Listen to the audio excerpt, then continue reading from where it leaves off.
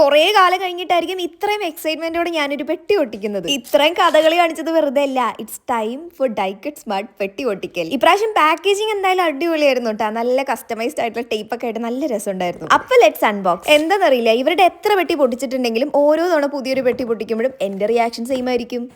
ഓഹോ, each time എല്ലാ തവണയും എനിക്ക് ഡൈക്കറ്റ് സ്മാർട്ട് പെട്ടി പൊട്ടിക്കുമ്പോൾ ഈ ഒരു റിയാക്ഷൻ തന്നെയാണ്. അപ്പൊ ഷടപടേന്ന് രണ്ടാമത്തെ മൂന്നാമത്തെ പെട്ടി ഒട്ടിക്കാം. എനിക്ക് തോന്നുന്നു ഇൻസ്റ്റാഗ്രാമും യൂട്യൂബ് ഒക്കെ യൂസ് ചെയ്യുന്ന എല്ലാ ആൾക്കാർക്കും അത്യാവശ്യം ഡൈക്കറ്റ് സ്മാർട്ട് നല്ല പരിചയം ഉണ്ടാവും. ഇനി ആർക്കെങ്കിലും അറിയില്ലെങ്കിൽ പറഞ്ഞു തരാം. ഡൈക്കറ്റ് സ്മാർട്ട് എന്ന് പറയുന്നത് നല്ല ക്യൂട്ട് ആയിട്ടുള്ള സ്റ്റേഷനറീസ് വിൽക്കുന്ന ഒരു ഷോപ്പാണ്. കുറേ അധികം കുട്ടികൾ എൻ്റെ അടുത്ത് മെസ്സേജ് അയക്കാറുണ്ട്, ഡൈക്കറ്റ് സ്മാർട്ടിന്റെ ആപ്പ് പ്ലേ സ്റ്റോറിൽ ഇല്ല എന്നൊക്കെ പറഞ്ഞിട്ട്. അതെന്തുകൊണ്ടാന്ന് വെച്ച് കഴിഞ്ഞാൽ ഡൈക്കറ്റ് സ്മാർട്ടിന്റെ ആപ്പ് അല്ല ഉള്ളത്, വെബ്സൈറ്റ് ആണ് ഉള്ളത്, diketsmart.com. ഇനിയിപ്പോൾ കൊച്ചിയിലുള്ള ആൾക്കാരാണെങ്കിൽ നിങ്ങൾക്ക് അതിനേക്കാൾ എളുപ്പമായിരിക്കും. പാലാരിവട്ടത്ത് ഇവരുടെ ഫിസിക്കൽ ഷോപ്പും കൂടെ ഉണ്ട്. ഓൾസോ പാൻ ഇന്ത്യ ഷിപ്പിംഗും ഉണ്ട്. കേരളത്തിലാണെങ്കിൽ ഒരു 2-3 ദിവസത്തിനുള്ളിൽ സാധനം കയ്യിൽ കിട്ടും. ഈ ഒരു ബോക്സിൽ എനിക്ക് ഏറ്റവും ക്യൂട്ടസ്റ്റ് ആയിട്ട് തോന്നിയൊരു സാധനം കേട്ടോ ഇത് കാറിലും വീട്ടിലും ഒക്കെ വെക്കാൻ പറ്റുന്ന ഒരു പീസാട്ടാ. ആൻഡ് ഈ ഒരു സാധനം വെച്ച് കഴിഞ്ഞാൽ പൈസയൊക്കെ ഇങ്ങോട്ട് ഫ്ലോ ചെയ്ത് വരുന്നൊക്കെയാണ് വിശ്വാസം. പിന്നെ ആ പെട്ടിക്കകത്ത് ഒരു ലോഡ് സ്റ്റിക്കർ ഉണ്ടായിരുന്നു. നമ്മൾ ഈ പോട്ടർ ഹെഡ് എന്നൊക്കെ പറയില്ലേ, അതേപോലെ എന്റെ കാര്യം പറയുകയാണെങ്കിൽ ഞാനൊരു സ്റ്റിക്കർ ഹെഡാണ്. എത്ര സ്റ്റിക്കേഴ്സ് കളക്ട് ചെയ്ത് കഴിഞ്ഞാലും മതിയാവില്ല. ഇതെന്താ സംഭവം ഗസ് ചെയ്യാൻ പറ്റുമോ? സംഭവം ഒരു ടേപ്പാണ്. അതിങ്ങനെ പ്രസ് ചെയ്ത് കഴിഞ്ഞാൽ തിരിച്ചുള്ളിലോട്ട് കയറി പോവുകയും ചെയ്യും. ഇപ്പൊ കാണിക്കുന്ന എല്ലാ ഐറ്റംസും ആ